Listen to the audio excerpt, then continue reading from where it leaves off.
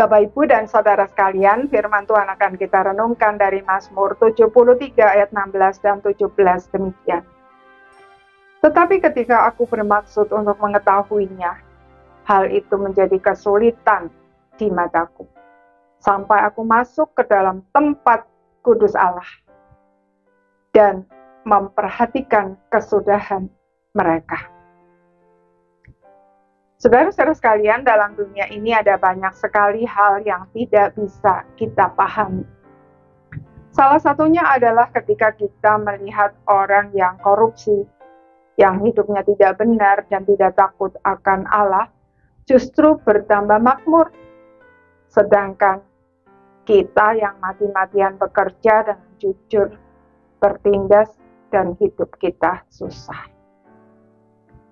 Itulah juga yang dilihat oleh Asaf sang pemazmur, sehingga ia merasa sia-sia saja mempertahankan hati yang bersih dan hidup benar.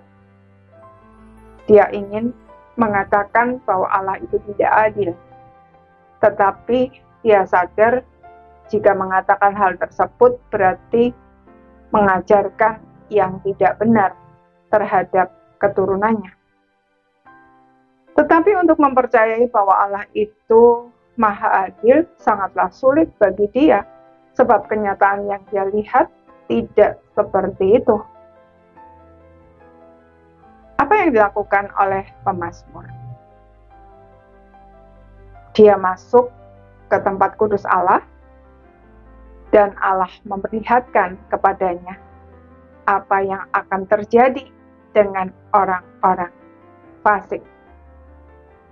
Ternyata mereka berada di tempat-tempat licin yang sewaktu-waktu bisa membuat mereka tergelincir dan jatuh serta hancur dalam sekejap mata. Saudara, hidup memang tidak selalu terlihat sebagaimana adanya.